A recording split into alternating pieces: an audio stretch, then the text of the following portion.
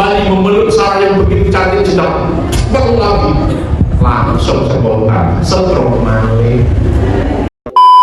Dulu Nabi Ibrahim Bapak Ibu itu begitu diangkat jadi seorang nabi, berdoa siang malam, Rabbi habli minas sholihin, ya Allah berikan kepadaku anak-anak yang soleh. Tapi doanya berminggu, berbulan, ganti tahun doanya belum dikabulkan Allah, padahal sudah menikah. Istri pertama Nabi Ibrahim namanya Ibu Sarah. Siapa namanya? Orang Arab menyebutnya Sarah. Cantik jelita dari keluarga kaya raya dan terhormat. Tapi begitu menikah dengan Nabi Ibrahim alaihissalam, seorang perempuan kaya raya cantik jelita dari keluarga terhormat itu mau meninggalkan kenyamanan, mendampingi suaminya yang seorang nabi. Hampir semua nabi Bapak Ibu itu selalu punya tugas berdakwah, berkelana dari satu desa ke kota ke negeri lain. Jadi tidak ada kenyamanan bagi seorang istri mendampingi nabi. Jadi kan bukan pasangan harus segala nabi, bukan bakal kuat, bukan bakal apa? Bukan bakal kuat. Bayangin orang jadi berat itu. Bayangkan seorang Ibrahim, seorang sendirian itu disuruh dakwah ke Palestina. Di sana ada raja namanya Raja Namrud, kekuasaannya setara dengan Raja Fir'aun di Mesir, tentaranya ratusan ribu. Nah, Ibrahim disuruh berdakwah sana. Pengertian dakwahnya suruh melawan Namrud.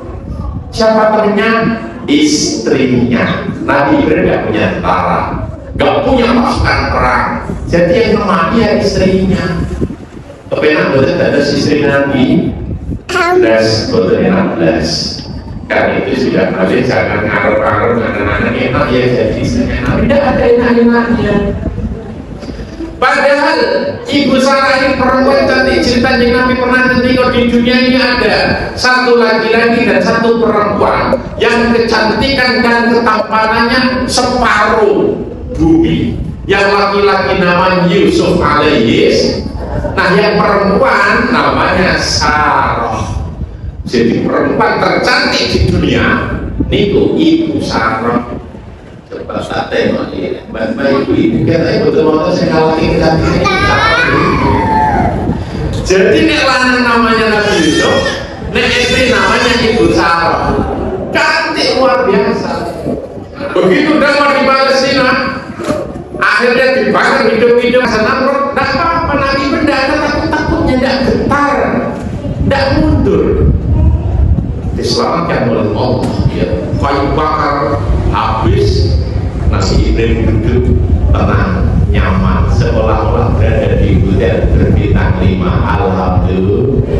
Hadisnya dengan dengan ini, lebih pada manasik, lihat cuma manasik praktek nih, kok gimana sih praktek, praktek manasik umroh dan Jumat, makanya tidak ikut tanggal selangkung Juni. Sing praktek ini lebih ramus tanggal mau tidak boleh tanggal 2 Juli. Dua rombongan itu makin kepagi dan maka tanggal 3 Juli total 120 jamaah dengan istri ini selalu dibimbing Allah, dilindungi Allah, berangkat untuk sehat hadiah dinarikan umroh dan makbulatan. Amin Allahumma. Jadi Nabi Ibrahim mati akhirnya ya jujur seperti orang menikmati nikmatnya hujan bintang. Begitu selesai dari Palestina, lanjut dakwah berikutnya ke Syam, ke Syria. Habis dari situ lanjut lagi ke daerah Mesir. Nah, Mesir itu dipimpin oleh seorang raja yang zalim. Sudah raja zalim, begitu dia lihat perempuan langsung timpek dari ujungnya. Maka begitu Nabi Ibrahim didampingi istrinya namanya Ibu Sarah masuk negeri Mesir, langsung tentara lalu sama raja ya tuan raja barusan masuk ke negeri kita Mesir, ada seorang laki-laki bersamanya perempuan cantik luar biasa. Saya belum pernah melihat perempuan yang lebih cantik ketimbang yang barusan masuk ke negeri kita. Maka langsung diperintahkan raja langsung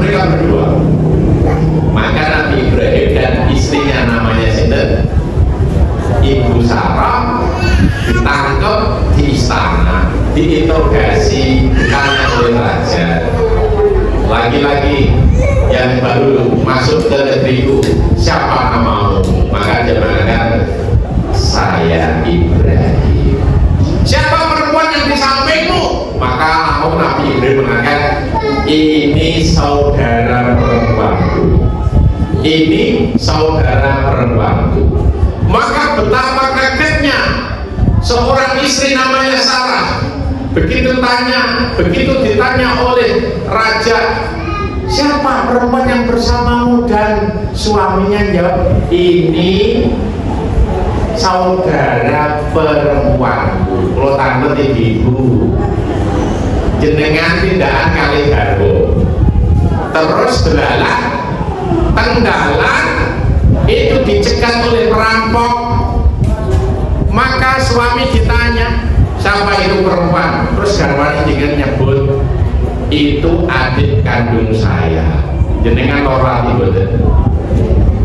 Itu juga yang dirasa oleh bersama. Ya Allah, si bojoku tega banget, cari aman, tidak memberikan perlindungan, dan malah mengatakan ini saudara perempuan. Nah begitu dikatakan bahwa ini saudara perempuan, itu Nabi Ibrahim lanjut, oh kalau begitu silakan Pak Ibrahim, istirahat yang nyaman, dikasih kamar, dikasih makanan yang lezat, biarkan saudara di sini bersama aku. Nabi Ibrahim geser ke kamar sebelah, di situ tinggal Ibu Sarah sendirian.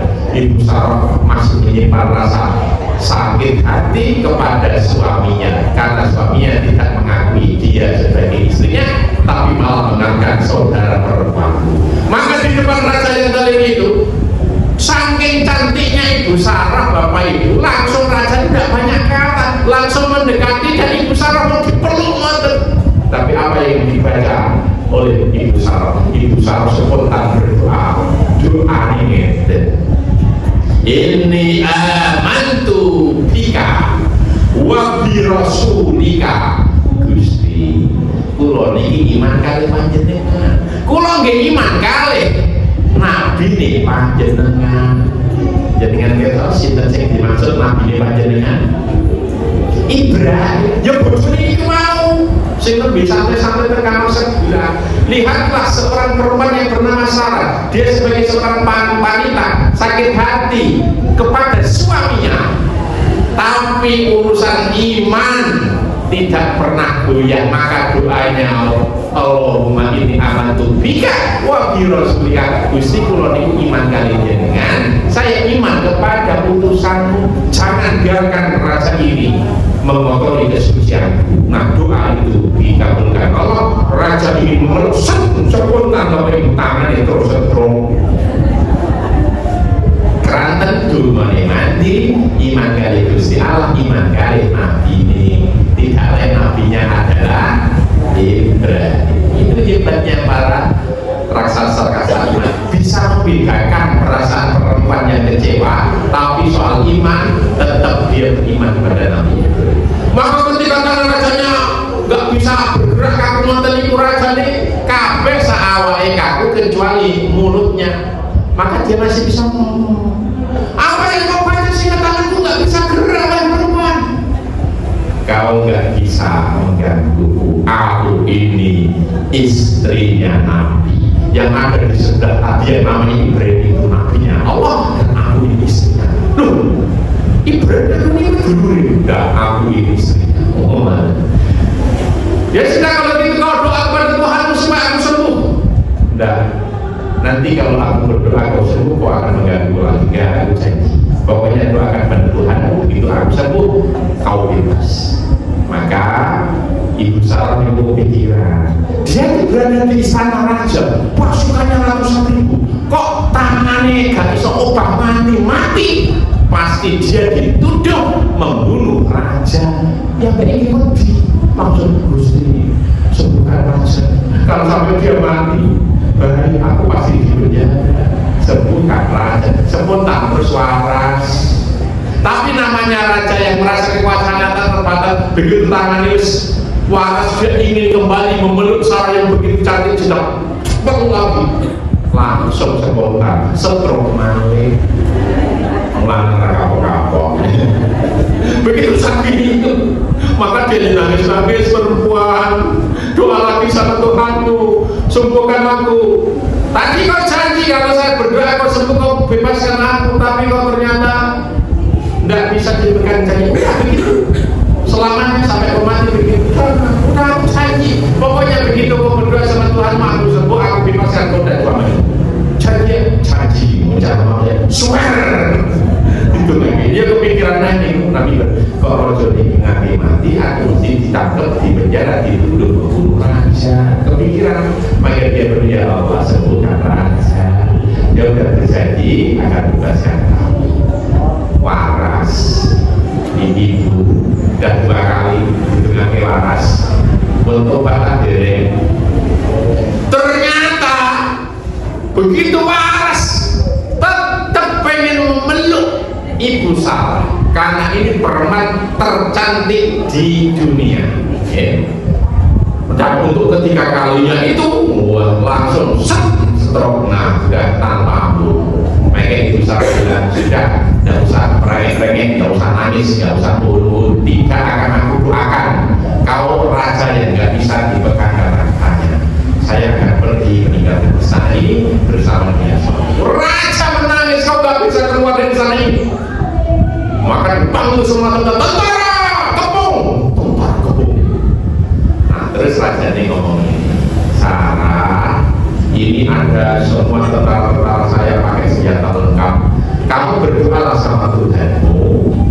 Begitu aku sembuh, aku janji disaksikan oleh semua tentara raja.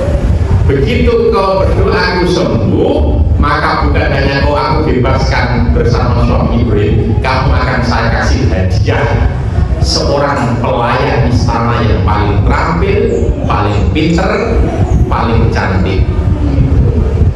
Ini saksinya semua pengawal-pengawal tentara-tentara itu menjadi saksi. Nah, karena saksinya banyak, Bapak Ibu, maka akhirnya Ibu Sarah itu Gusti sembuhkan dia, karena dia sudah berjanji akan melepaskan saya dan Nabi Ibrahim, dan bahkan akan berikan hadiah di depan semua tentara. Maka tunggu Ibu Sarah mati waras. Apa redaksi doa Ibu Sarah? Inni amantu bika wa bi rasulika. Gusti kula iman kali jenengan, iman kali Nabi ini jenengan. Nabi ini sinten asmane? Dari ibu penting. Perempuan boleh punya rasa nggak enak, ya, sakit hati, cemburu sama suami, tapi urusan iman dan boleh ya.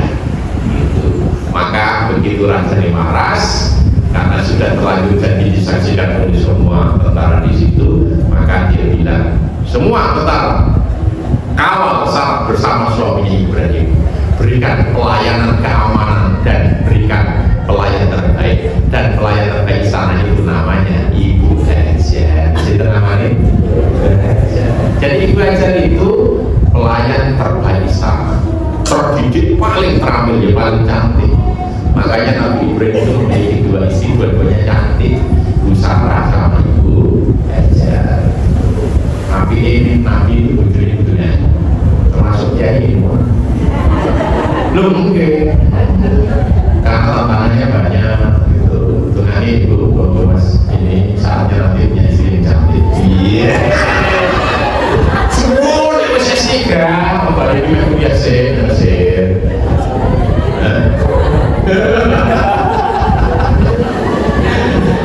Maka lihat, setiap hari Nabi berdoa, bihamli minas salihin, Gusti berikan aku anak yang salih. Nah Ibu Sarah itu dungoki garwane pengen punya, sementara usia semakin tua, usianya sudah 60 tahun, sudah 70 tahun. Ibu Sarah niku wis minum paus, pun boten mundur, boten haid, sudah gak punya kesempatan melahirkan seorang anak. Maka saking cintanya kepada suaminya dan demi bisa melanjutkan misi kenabian, Ibu Sarah merayu-rayu Nabi Ibrahim, Mas, nikah lagi ya Mas, dengan nanti nonton kali garwanya, ya tahu, yuk suruh kali jadi orang lagi, jangan sampai om garwanya jadi ini misi melanjutkan kenabian. Nabi Ibrahim menerangkan, cintaku hanya untukmu. Tapi kan kita udah usia tua, aku udah 60, udah 70 tahun. Pak Ibrahim kok usianya udah 80 tahun. Kalau nggak segera nikah gimana nanti yang melanjutkan misi kenabian? Kita berpuluh-puluh tahun berdakwah berupaya yang mengikuti dakwahmu. Akhirnya demi misi kenabian itu Nabi berbiologis. Nah, yang mau tujuannya, ya aku belum kali saya penting pilih ke siapa perempuan yang akan aku nikahi. Maka Ibu Sarah, selama ini kita punya pembantu yang ramah, menolong, menyiapkan segala sesuatunya, dan dia terampil, pinter, dan juga cantik. Namanya Hajar. Nikahlah sama Hajar. Gadis ngakor nikah Nabi Ibrahim istrinya sendiri, dan yang disuruh, yang disodorkan untuk dinikahi adalah Hajar. Maka jika cerita Nabi Ibrahim menikah dengan Ibu Hajar, tidak lama terus melahirkan seorang anak namanya Ismail alaihis. Tapi lagi-lagi sekokoh-kokohnya iman Ibu Sarah, perasaan perempuan tetap muncul. Begitu Nabi Ibrahim sudah punya anak namanya Ismail, perhatian itu lebih diberikan kepada anaknya Ismail yang masih bayi, dan itulah rasa cemburu Ibu Sarah muncul. Maka dalam kondisi yang tidak bisa mengontrol emosi, dia ngomong ini, pokoknya sumpah Hajar, Ibu Hajar akan aku lukai sampai dia berdarah-darah. Hati-hati wahai para perempuan, kontrol emosi. Kalau nggak bisa kontrol emosi, ya kayak itu upah dari sang Ibu Sarah yang mulia. Kalau saya ngatur nikah Ibu Sarah sendiri, yang menyodorkan perempuan namanya Hajar Ibu Sarah sendiri, tapi begitu dia dikalahkan, dikuasai rasa cemburu, dia bersumpah pasti akan aku lupai Hajar sampai dia berdarah-darah. Kata-kata itu didengar oleh suaminya yang tidak ada namanya Ibrahim, maka Nabi Ibrahim mengingatkan, Sarah, engkau ini perempuan mulia. Tidak ada perempuan di dunia ini yang sekitar kamu. Ketika kamu dilahirkan dari keluarga kaya raya dan kau langsung cantik ceritamu, kau dari keluarga teman dan kau memilih menjadi istriku, kita berjuang berdua melawan Namrud, kita berjalan 4.000 km sampai Mesir, sampai kau ditangkap raja, dan bukankah kau yang menyodorkan Hajar untuk aku nikahi demi supaya kita dapat keturunan? Kenapa sekarang kau mengatakan sumpah? Aku bersumpah Hajar akan aku lupai sampai berdarah-darah. Istighfar, istighfar. Maka terus jadi istighfar. Istighfar sarang ibu astagfirullahaladzim. Maka begitu disadari oleh Nabi Ibrahim, meskipun aku sudah bersumpah, hati-hati. Orang yang sudah terlanjur sumpah itu, sumpahnya harus dilakukan. Tapi kalau sumpahnya negatif, niku repot. Gak dilakukan dosa, dilakukan juga dosa. Melukai perempuan berdarah dosa. Tapi kalau melanggar sumpah dosa. Maka alhamdulillah Nabi Ibrahim seorang nabi yang punya kebijaksanaan.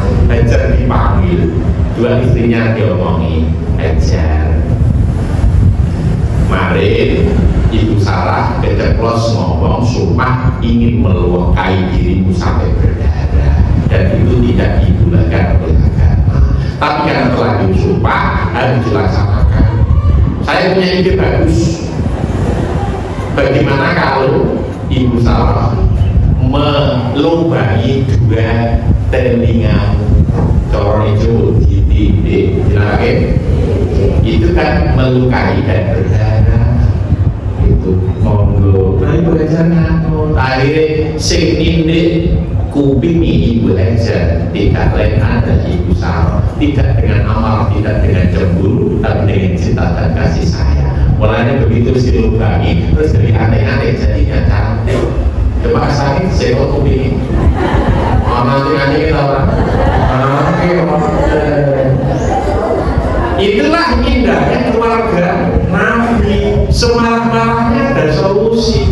Gara-gara Ibu Sarah sumpah ingin melukai Ibu Hajar sampai berdarah, malah perempuan-perempuan dapat hikmahnya. Dikasih ante alhamdulillah. karena ini dirahmati Allah. Inilah kehidupan para nabi-nabi. Karena itu akhirnya kesabaran Ibu Sarah membuahkan hasil di usia yang sudah sangat tua, ya.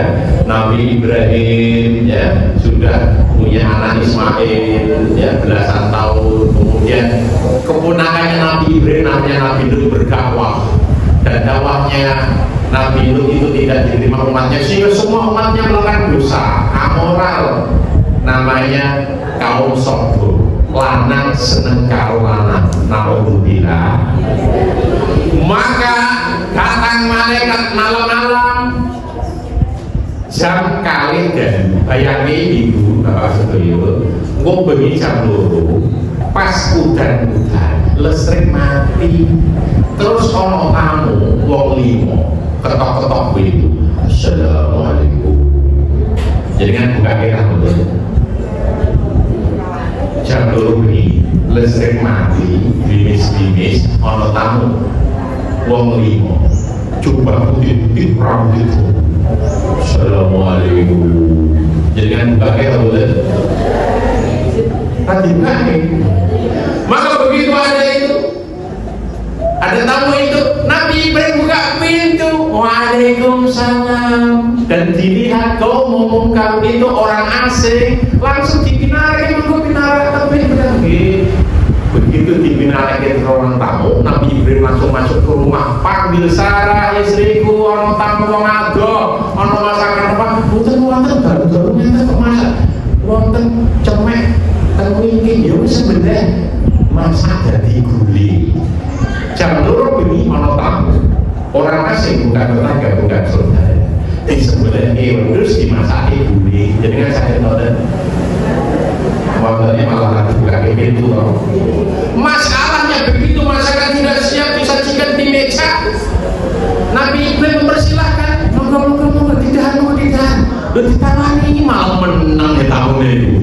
Tapi menang ya orang dicicipi, dingerti tekon dhuwur kok bisa jebule sikil ora mencak tanah. Jebule itu terus mulai dan tidak ada tempat lain. Maka mereka mengatakan, kami datang memberikan dua kabar. Yang pertama kabar gembira, yang kedua kabar yang menakutkan. Jadi kan dia sini kabar loro, cuma pengen diparingi kabar sing seneng sing apa sing menyedihkan sing. Mengerikan dulu itu malaikat datang memberikan dua kabar. Yang satu membesarkan hati, menyenangkan, yang kedua menakutkan. Maka dia mengatakan, Babajaruhu biwalamin halim, kabar gembira mengatakan Ibrahim, sebentar lagi kau punya anak bersama istrimu Sarah. Ibu Sarah lagi minta dong burimu itu cekatan. Lo umur 70 tahun dikabari mulai kata gimana? Kan lucu bener. Lucu, sangat lucu nih. Cekakan bahasa Arab ya hak. Maka itulah kenapa akhirnya begitu lahir anak laki-laki dikasih nama Ishak. Ishak bahasa Arab ya hak. Contoh ibu ramah akal. Lihat kasih banyak terjadi. Nah, kabar kedua yang menakutkan, malaikat sedang menuju ke kota sebelah di mana Nabi Lut dan di mana umatnya Nabi Lut akan mendapatkan siksa. Bumi itu diangkat kemudian dibalik semua kecuali Nabi Lut dan sedikit pengikutnya. Itu terjadi di Laut Mati, perbatasan Palestina Jordania, tanah yang dimurkai Allah. Pesan dari kisah ini, karena kita masih di musim haji, selama ini kita dengar kisah Nabi Ibrahim bersama Ibu Hajar dan Nabi Ismail alaihis.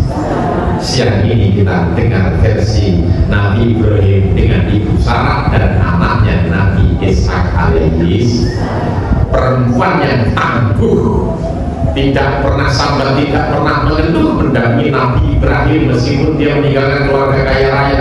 Para cantik, tak ada wanita di dunia sepanjang masa yang bisa mengalahkan namanya Sarah. dan dia dengan ketulusan lebih melanjutkan misi Nabi dan memaksa Nabi Ibrahim suaminya untuk menikah lagi.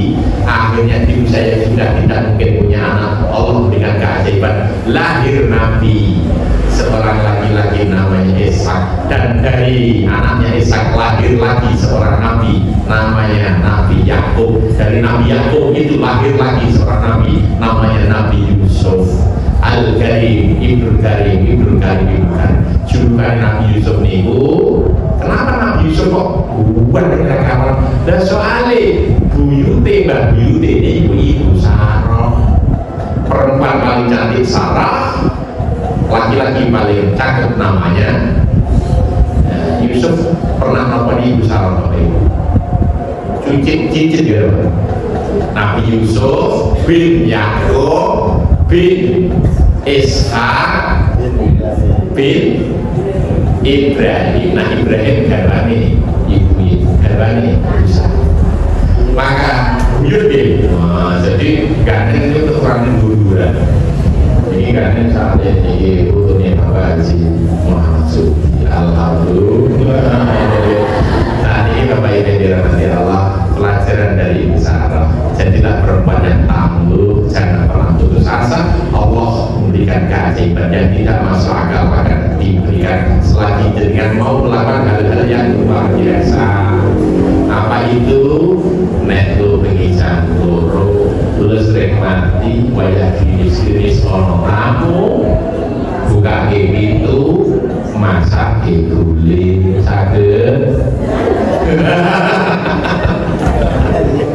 Kalau kita tidak bisa masak guling, kalau ada tamu datang jam 12 malam, jam 2 malam, maka jam 2 malam, jam 3 malam, bangunlah setiap malam untuk menunaikan sholat tahajud. Dan di sini kita berdoa, ya Allah jadikan kami keluarga yang dirindukan surga, jadikan anak-anak kami semua ilmu pengen dan akhirat. Itulah yang menjadikan anak-anak kita